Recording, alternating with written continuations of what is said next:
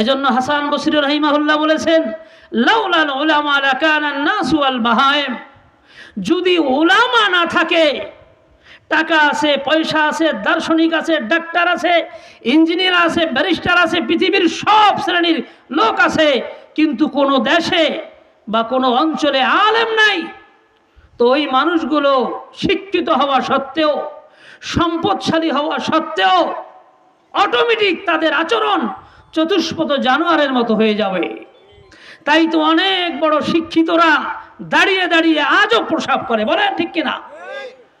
রাসূল করিম সাল্লাল্লাহু আলাইহি ওয়াসাল্লাম বলেন, আমি তোমাদের জন্য ওস্তাদ হিসাবে প্রেরিত হয়েছি।